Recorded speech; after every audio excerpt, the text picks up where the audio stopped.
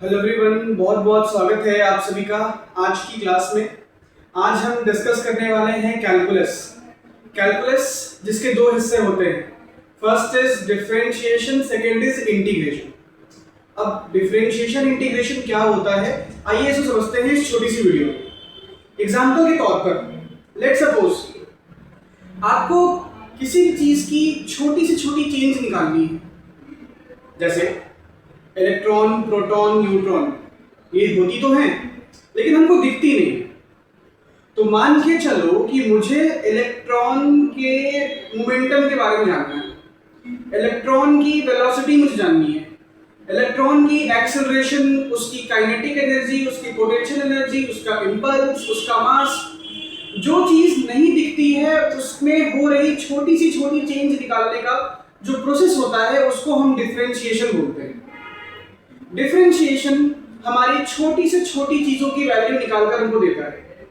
किसी भी फंक्शन को छोटे छोटे हिस्सों में तोड़कर उसकी हर एक छोटे हिस्सों की वैल्यू निकालने में वो हमारी हेल्प करता है, दैट इज डिफरेंशिएशन। अब डिफरेंशिएशन करते कैसे हैं, उसके लिए हमें कुछ कुछ चीजें याद रखनी पड़ती हैं और आपको भी याद करना पड़ेगा। जैसे अगर मुझे डिफरेंशिएट करना है तो डिफरेंशिएट का जो साइन होता है वो होता है डी बाई डी एक्स। अगर मुझे डिफरेंशिएट करना है x की पावर n का तो इसका फॉर्मूला होता है n(x(n माइनस 1). अगर मुझे डिफरेंशिएट करना है, एग्जांपल के तौर पर मैं दूं x की पावर 6, तो ये होता है 6x टू दी पावर 5। सबसे फर्स्ट रूल तो आपको ये याद करना है कि अगर कभी x की पावर n में मुझे डिफरेंशिएशन करना हो तो इसका डिफरेंशिएशन करने के लिए जो पावर n होती है हमारी, n पावर आगे आ जाएगी और n पावर -1, यानी 6 पावर आगे लिख दी मैंने और 6 - 1 5। अच्छा सर, मान लीजिए नेगेटिव पावर होती तो हम क्या करते, x की पावर -5 होती तो हम क्या करते, कुछ नहीं करते। -5 है तो -5 लिख देते, x की पावर, अब -5 जो पावर है इसमें -1 करना पड़ेगा। यही तो रूल है ना कि जो पावर लिखी हुई है उस पावर में -1 करना है। तो इस हिसाब से -5x की पावर -6। समझ पा रहे हो मेरी बात को? अच्छा ठीक है। अब देखो, अगर मुझे डिफरेंशिएट करना हो x की पावर 7/3 तो फ्रैक्शन पावर में सर ये काम करेगा? किसी भी पावर में काम करेगा बेटा, हर पावर में काम करता है। फ्रैक्शन, नेगेटिव, पॉजिटिव, डेसिमल, हर तरह के पावर में काम करेगा। तो 7/3 आगे आ जाएगा, x की पावर 7/3 -1 कर देंगे, 7/3 x की पावर।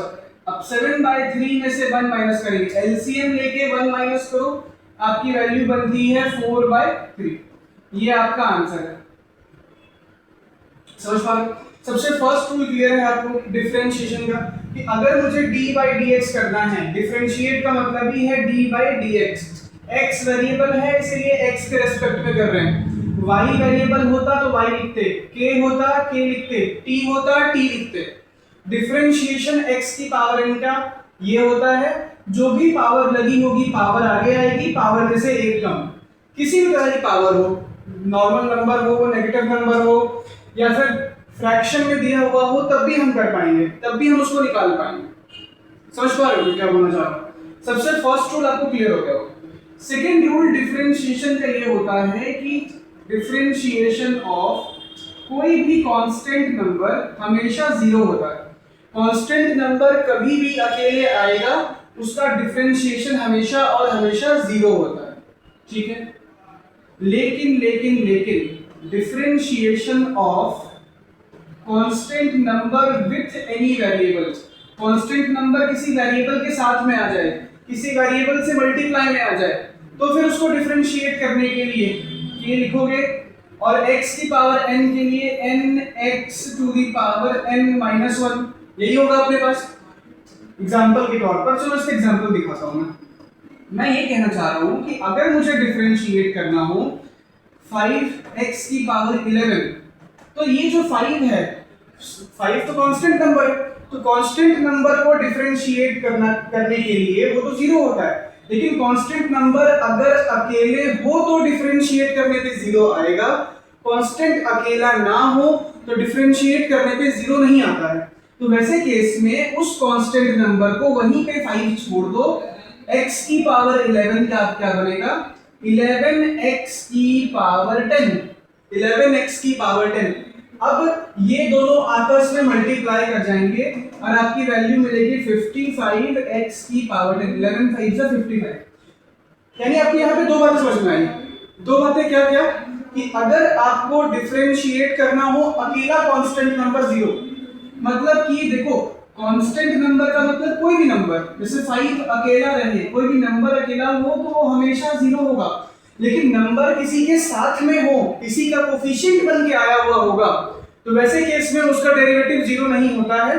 फिर उस नंबर को एज इट इज छोड़ोगे और बाकी जो पार्ट बच गया है उसका डेरिवेटिव कर दो, जिस तरीके से हम करते हैं।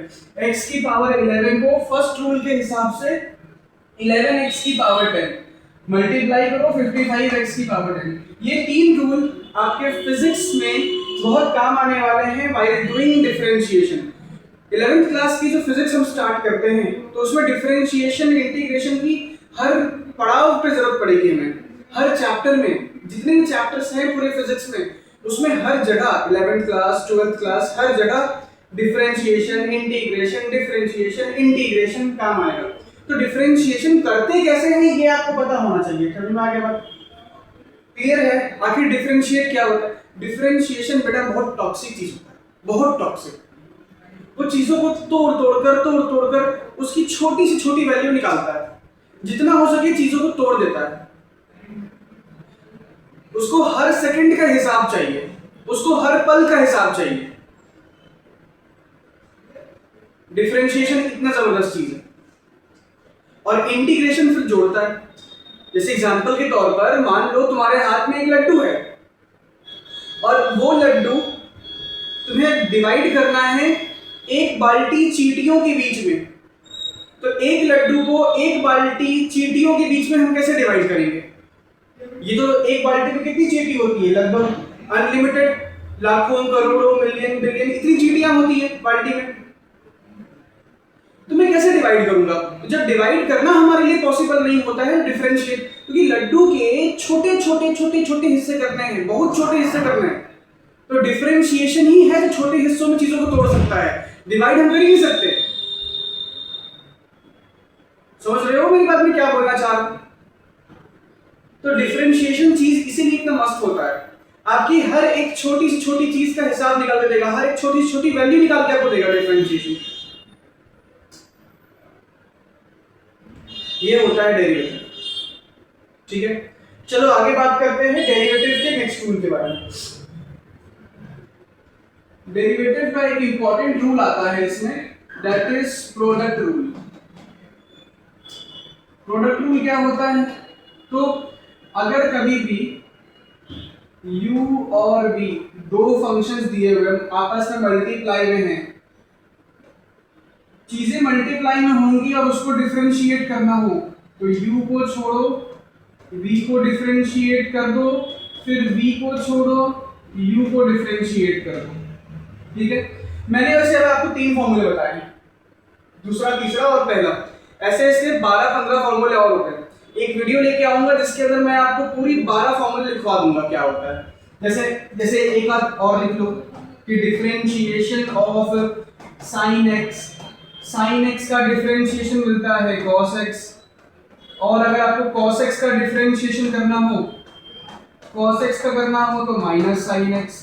तो इस तरीके से आपको डिफरेंशिएट करना है, sin का cos का माइनस sin। ये सब याद करना है, जितना हो सके हमको याद हो जाए तो उतना बेहतर है हमारे लिए। खैर, प्रोडक्ट रूल क्या बोलता है कि दो टर्म्स आपस में मल्टीप्लाई में हैं तो उसमें फर्स्ट टर्म को छोड़ो, दूसरे को डिफरेंशिएट करो, प्लस दूसरे को छोड़ो, पहले को डिफरेंशिएट करो। सीक्वेंस मैटर नहीं करता है, आगे पीछे कुछ भी कर दो उसको। एग्जांपल के तौर पर डिफरेंशिएशन ऑफ x की क्यूब इनटू sin x, ऐसे दो टर्म्स मल्टीप्लाई में लिखे हुए हैं। तो दो टर्म्स मल्टीप्लाई में लिखे हुए हैं तो u और v पता कर लो, u कौन है v कौन है, और इस फॉर्मूले में लाके बिठा दो। u को छोड़ दो, डिफरेंशिएशन ऑफ साइन एक्स, और फिर साइन एक्स को छोड़ दो, differentiation of x cube. X u को छोड़ दिया, v को डेरिवेटिव किया, v को छोड़ दिया, u को डेरिवेटिव। इस तरीके से इस फॉर्मूले में लाके बिठा दिया हमने इसको। इसके बाद ये बनेगा एक्स क्यूब। साइन एक्स का डिफरेंशिएशन क्या होता है? साइन एक्स का डिफरेंशिएशन याद कर लो, ये याद करने वाली चीजें हैं। साइन एक्स का डेरिवेटिव होता है cos x, तो ठीक है, साइन एक्स का डेरिवेटिव होता है cos x प्लस ये sine x as it is, और इसको पावर वाले रूल के हिसाब से मैंने बताया था, तो पावर इसकी आगे आ जाएगी 3x स्क्वायर। तो ये मेरा फाइनल आंसर है।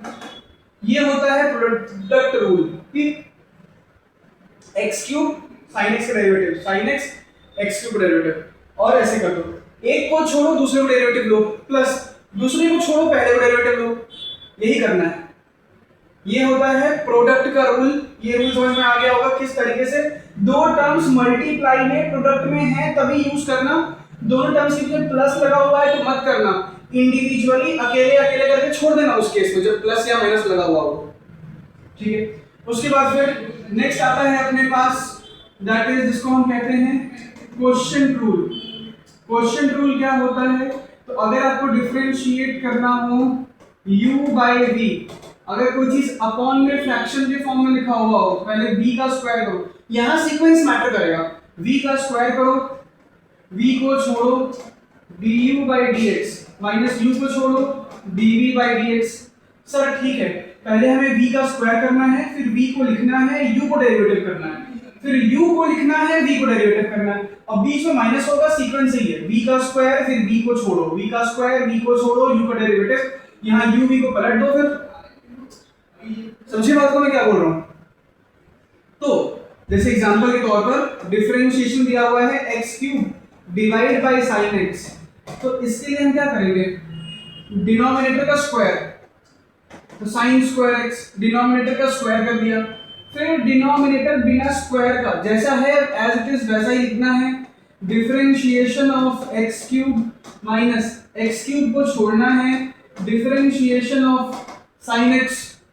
समझ पा रहे हैं? तो इस हिसाब से हम क्या करेंगे कि sin x लिख देंगे, x क्यूब का जो डेरिवेटिव है वो बन जाएगा 3x स्क्वायर, x क्यूब का derivative 3x square minus x cube, और sin x का डेरिवेटिव होता है cos x upon sin square x। Question rule ये होता है एकदम बेसिक कि u और v पता कर लो, u v कौन है, u v कौन है, इस फॉर्मूले में लाके बिठा दो चीजों को। तो ये था डिफरेंशिएशन। आई होप कि आपको डिफरेंशिएशन के बेसिक्स तो समझ में आ गए होंगे। तो बेसिक्स क्या है? ये बहुत बेसिक्स था जिसमें हमने कुछ छोटे मोटे फॉर्मूले के बारे में बात किया, हमने प्रोडक्ट रूल पे बात किया, हमने क्वेश्चन रूल पे बात करा। ऑलराइट, तो अगर आपको कोई डाउट होता है तो आप मुझसे संपर्क करें एट प्रेरणा एजुकेशन। मैं साउथ दिल्ली में मिलूंगा, साउथ एक्स में और साकेत में मेरे सेंटर्स हैं। तो मिलते हैं आपसे अगली वीडियो में। Thank you for your patience listening. Have a nice day ahead. Thank you so much.